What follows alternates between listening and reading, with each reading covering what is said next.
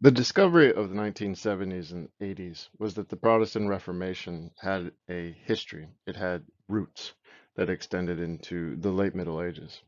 The discovery in the 1990s was that the late medieval church wasn't really as corrupt and broken as the Protestant historiography had made us all, especially in the English-speaking world, believe for a long time.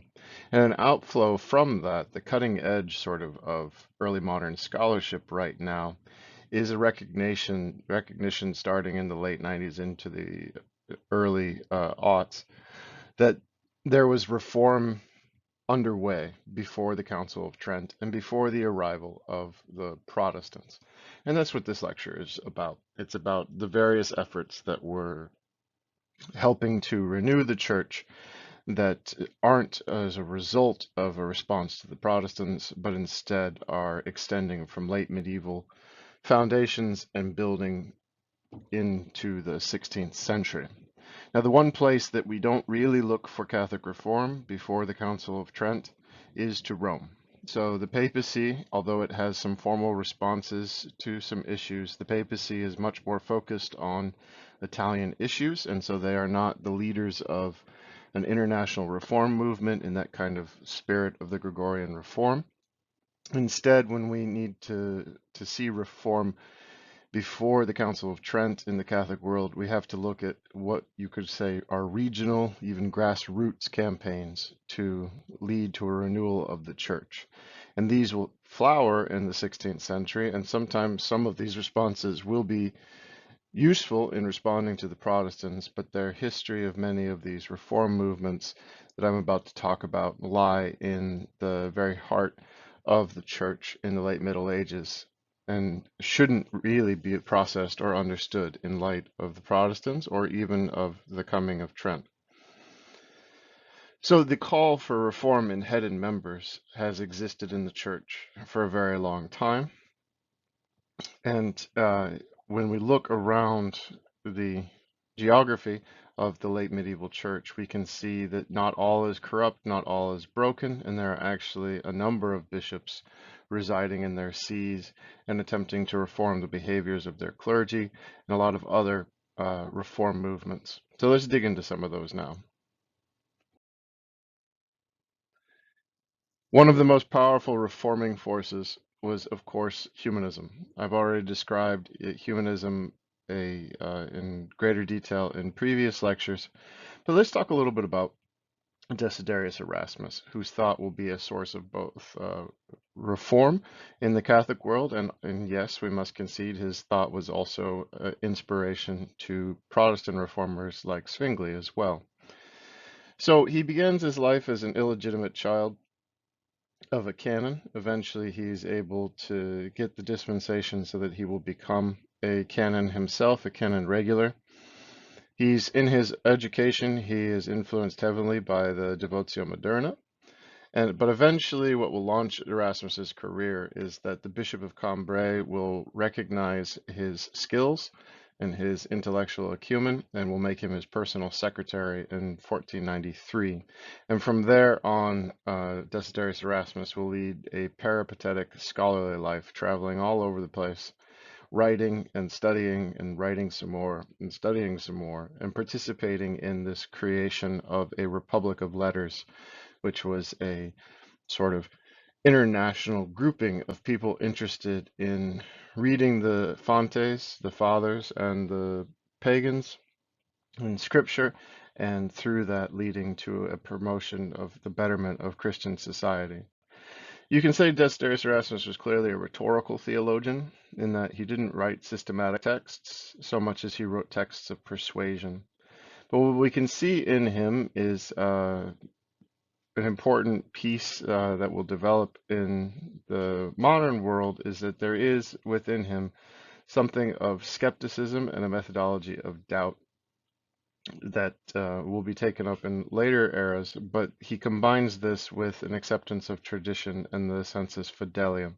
So this is kind of in that time period when we're trying to figure out, texts like the Donation of Constantine. Is it authentic? Is it not authentic? So you can have doubt about its authenticity, but at the same time accept the consensus tradition of the importance of the Bishop of Rome to the Papal States.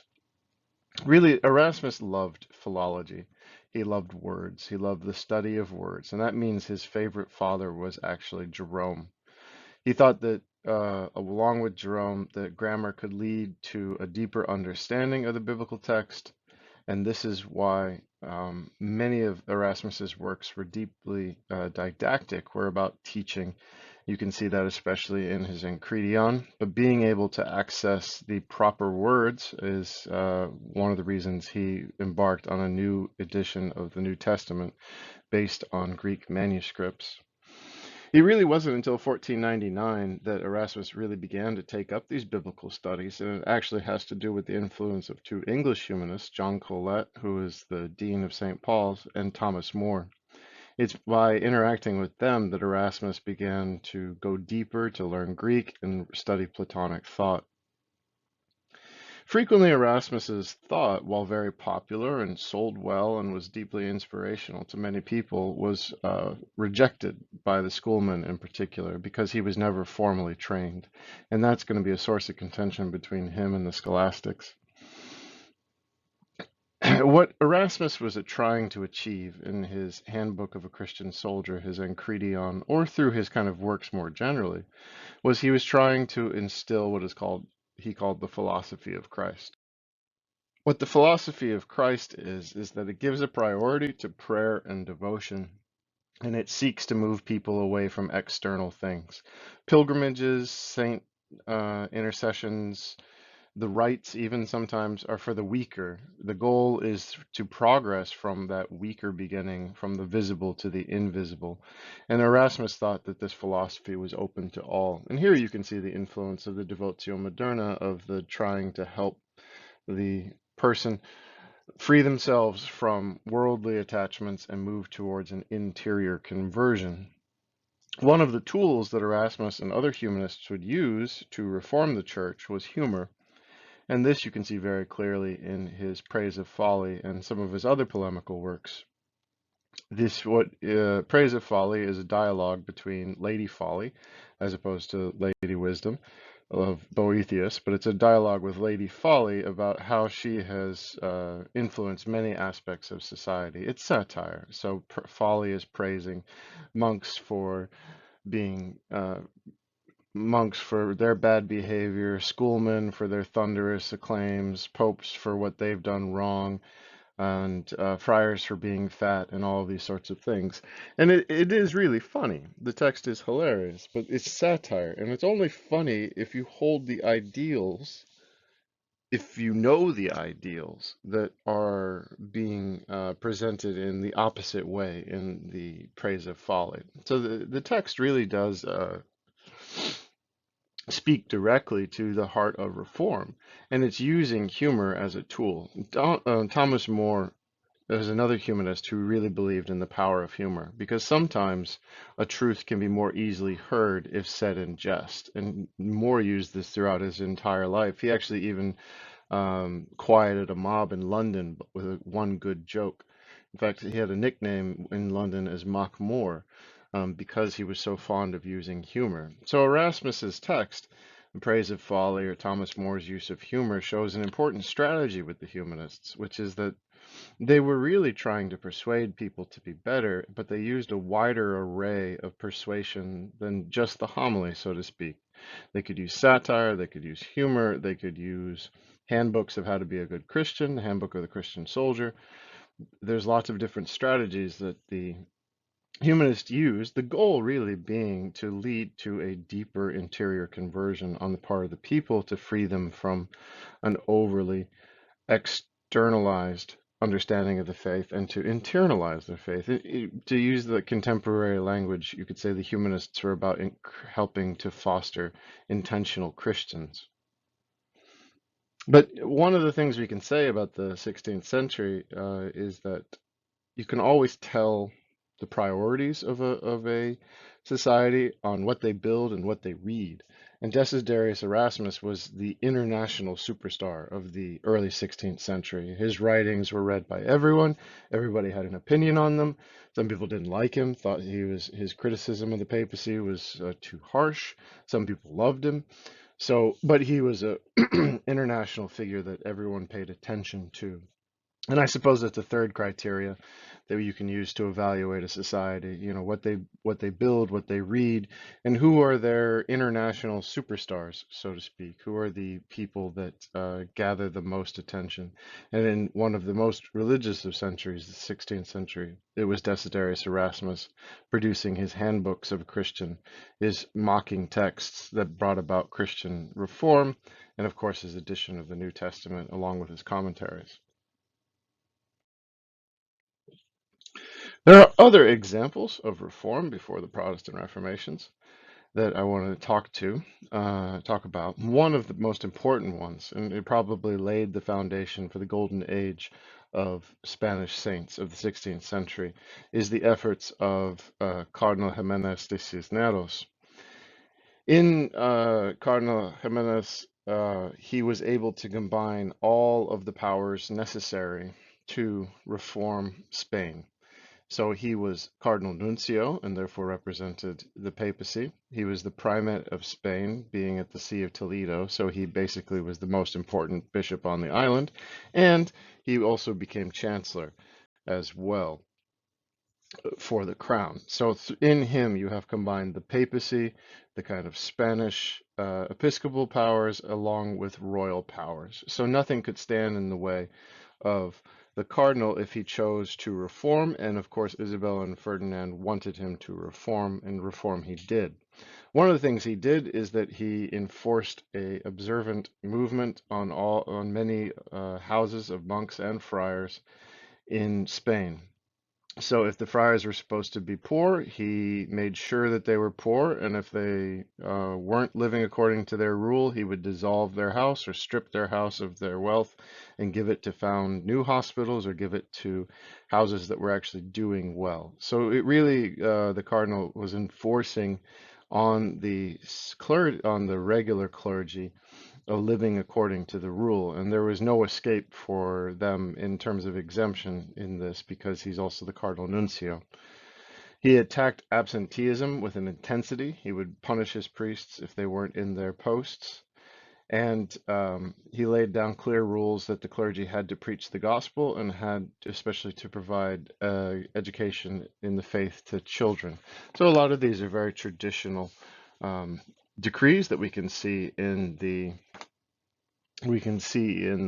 conciliar tradition of the Middle Ages, and the cardinal continues that process.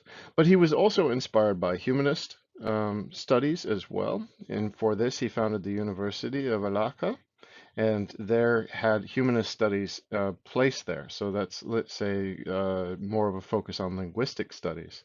It's from that university that the polyglot Complutensian Bible will be produced, which is actually a much better edition of Erasmus's biblical text, although he waited until he got Roman approval for it, and so Erasmus's edition became more popular because it got to the presses first. But why is he interested in these humanist studies? Is because he sees the value of Erasmian ideas of helping people, persuading them to a deeper Christianity, being a worthwhile strategy to promote. But although they created the Polyglot Bible, which is a collection of Hebrew, Greek, and Latin, which is why it's many languages, in trying to create a critical edition of the text, he also sponsored the translation of the Gospels and the Epistles into Castilian in 1512, and also the promotion of Castilian carols and other things like that. So you really can see that the cardinal had an expansive program that really would lay the foundations for the spiritual health of Spain moving forward into the 16th century. Some of these kind of more humanist directions that were put in place by the cardinal will be brought to an end as the Inquisition gets more and more defensive in the 1530s. But this kind of effort here at the beginning of the 16th century cannot be underestimated, especially because of the overall influence of the Spanish saints on the life of the church, especially in the 16th and 17th century. In England, we see figures doing promoting reform, just in many ways like the Cardinal Jimenez in using humanist learning to promote that. Those figures would especially be Thomas More, John Fisher, and John Colet. So John Fisher is one of the leading theologians to have come out of England at this time, and he wore his learning very lightly, though, and he used his writings to persuade people, once again, to educate people and persuade people to improve their Christianity. Thomas More would do much the same with his own writings. And John Colet was a fiery, reform-minded preacher who would use his authority and his bully pulpit at St. Paul's to try to improve the moral lives of the clergy in London. You can see a similar humanist effort going on in France. This is centered around the Sea of Mailloux. The two most important scholars in that are Briconnet and Lefebvre d'Estapo, but it's the same sort of humanist ideas, reading the text close, the biblical text closely, and using this idea of education and persuasion to improve the Christianity of people. So that humanism really does provide a really important source and of reform for the church. And yes, at the same time, we must concede that humanism seems to be a tool that can also be used by the Protestant as well. So it seems that the tools of humanism are neutral in this. I guess they are a thing. They are neither a good thing nor a bad thing. They are a thing. There was a church council right on the eve of the Protestant Reformation, and this is Lateran V. It's convoked by Julius II, mostly as a counter council to the King of France, who called a council because he was fighting in a war with Julius II. But at the same time, although it was called for more political reasons, the council did recognize the need for reform, and it repeats the often repeated mantra of the necessity of reform in headed members. That's been said constantly, at least since the Council of Vienne in 1309. But Giles of Viterbo is one of the important figures in here. He opens the council, and he made a very moving speech at this council in which he pointed out that the love of worldly things was the root of many of the evils in the church. And I know that in this day and age, there's other types of clerical sins that we're more obsessed with, but really one of the most common, dangerous, and disastrous of clerical sins in the history of the church has always been avarice. And Giles of Viterbo recognized the power that avarice had to distort church's ability to present the gospel. One of the things that Giles of Viterbo says, which is kind of key to understanding the Catholic Reformation in the early modern period, is that men must be changed by religion, not religion by men. Here, the idea is this phrase you could say that this is another way of saying non abussus non tollit usum, that the overall Catholic reform of the early modern period is not going to be to change things, but is going to be to roll up their sleeves and to do the old ideal in a more intentional way. And Giles of Viterbo gets that point across with this line that he has, that our goal is not to change things, but our goal is to let the faith help us do what we are supposed to do. Let's actually practice the faith as opposed to changing it.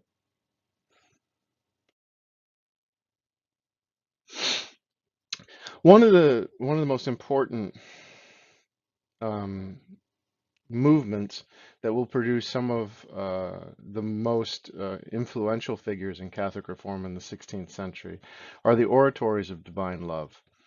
So the Oratory of Divine Love was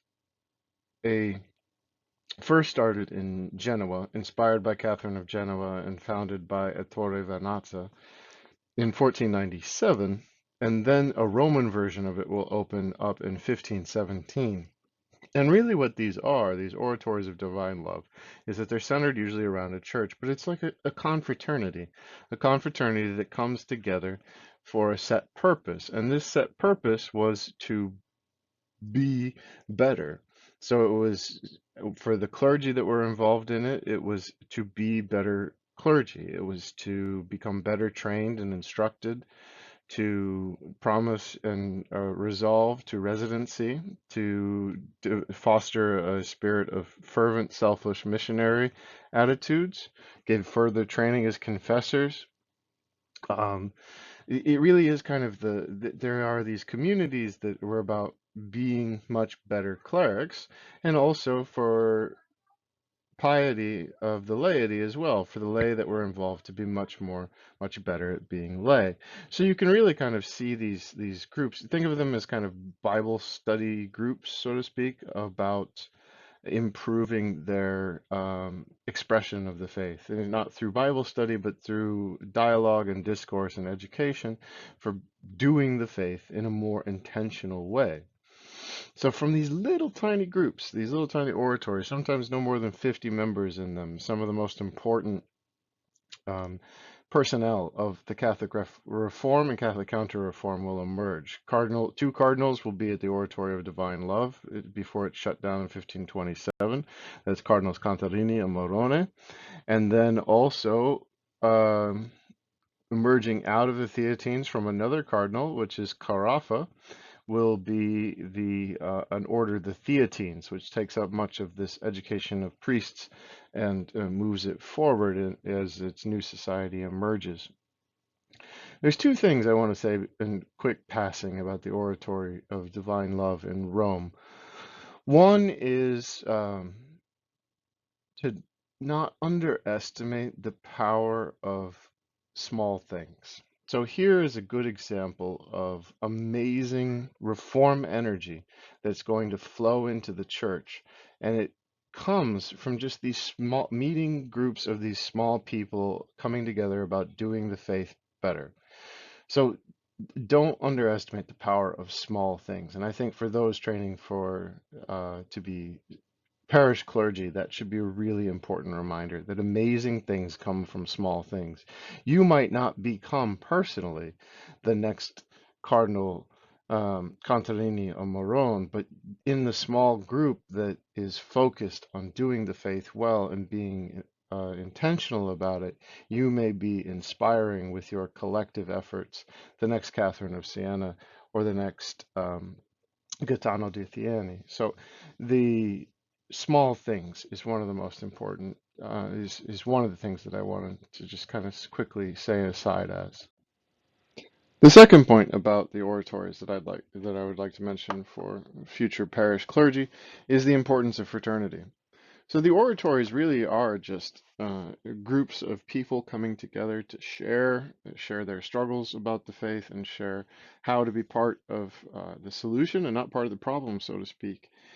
And the accountability that comes from those fraternal organizations gathered around living out the ideals was a source of eventually great strength to the rest of the church. But it also helped the participants themselves to strive to live after their ideals rather than abandoning their ideals in an era of great competition and a time when there are emerging other options for you in the form of the Protestant Reformations. It doesn't get more medieval than another form of reform that occurred in the late Middle Ages and into the 16th century, which is the observant movements. And this is really the cutting edge of Reformation scholarship, is really digging into these in greater detail. What is an observant movement? We've already talked about them a number of times in medieval church history, but it's basically one of the orders looking at their original charism, their founding documents, and deciding to live it out better. And everyone, almost everyone, will go through an observant movement in the 15th or in the 16th century. The Benedictines will have one, the Augustinians will have one, the Franciscans will have yet another one. Well, actually, technically two. The Franciscans will have a number of observant movements of the 15th century that will eventually be collected in 1517 and kind of given the official name of the Order Friar Minor and given possession of the Basilica by Leo X as opposed to the conventuals. And then we'll have another movement of Franciscan observancy, which is the Capuchins, led by Matteo Baccio in 1528. Their focus is, once again, on strict poverty, but they are more focused on charity and care of lepers in hospitals, but especially preaching the gospel. So it's very much a much more preaching-oriented version of the Franciscans. As we know with the Franciscans, um, having an observant movement is something that they do all the time. It's part of their energy. The Capuchins, however, will go on to be massively influential, particularly in the mission fields of the interior, so to speak, of the preaching campaigns to inspire the countryside in Europe, in Western Europe at this time. But they were almost disbanded because one of their second generals, Bernardino Ochino, went Protestant in 1540, so that nearly did them in. But they did survive, and now this is now when we have the third branch of the male Franciscans as the main part of the families. So these observant movements, what they do is they produce confessors and preachers, and that indeed has a wider impact on society, but these were reforms that were more aimed at the monks and nuns and friars themselves. But this is a very medieval response. If you want to renew society, you can renew society by each of your orders living out their life in a much more intentional way. This is also the golden age and spread of Carthusian houses at this time. Why? Because the Carthusians needed no reform. They still lived according to their ancient ideals, and they became extremely popular in the 15th and in the 16th century, and spread from their location mostly in southern France, and they began to have houses that would show up in other places as well. Also at this period, there'll be new orders and societies will be established. Once again, this is the traditional way for the medieval church to respond to the need for reform, is to put together a group of like-minded people around a charism, a certain way of imitating Christ and the apostles, and that will have wider effects on the rest of the life of the church. It is also important to recognize that not all bishops were as bad as Albrecht of Mainz. Not all were pluralists, not all were corrupt like Wolsey, although even Wolsey had some reforming attitudes. There were plenty of bishops in late medieval Europe and into the 16th century that did their job. So for example, Niccolo Albergati, he was a Carthusian. So that process of get a bishop from one of the reformed minded or one of the holy houses continues. But he's a Carthusian and he's made Bishop of Milan, and he immediately launched a 8-year visitation of every parish under his charge in 1417. So he's visiting each of the people to try to figure out how his clergy are doing. Archbishop Antonio of Florence in 1459, he remorselessly prosecuted moral laxity in his clergy, throwing every power he had at them. And John Fisher was pretty similar in his own diocese of Rochester.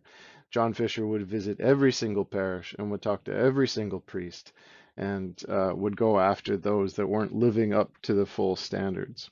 What these bishops are doing, and also we have William Briconnet of Meaux, who's doing something similar, and Ghiberti of Verona, who's doing other things. What all of these bishops show you is that the tools of the late medieval church, particularly the tools of Lateran IV, the visitation, the synod, the provincial synods, the structures were put in place to monitor and to improve the clerical standards of the priests in the diocese if the bishops had the will to use it. And that's really always going to be the question. A council can say great and wonderful things and can give bishops lots of authority to do things, but it always comes down to the will of the bishop to use those tools for the reform of the church. And we can see that those tools were indeed being used right here on the eve of the Reformation. So not all is rotten in the church is really kind of it's the important development in scholarship that's occurred over the past 40 years, and these are just some of the examples that have led to that changing in the narrative. One of the most important piece in all of this, though, is that these reforms all began drawing out of late medieval or even earlier than late medieval ideals, and they continued to breathe reform and life into the church in the 16th century. None of these organic developments required the Protestants in order to exist. So reform was occurring. The church didn't need necessarily a kick in the bottom from the challenge of the Protestants to get its house in order. These are the traditional methods by which the medieval church got its house in order, and they were bubbling up from regional and sort of grassroots efforts, and eventually they may have had an impact in a more normal manner in terms of the medieval church, but with the intervening Protestant Reformations will require a much more robust response and a much more robust effort when it comes to reform. But these patterns, these are traditional patterns, and they continued all the way up to the eve of the Protestant Reformation. Thank you.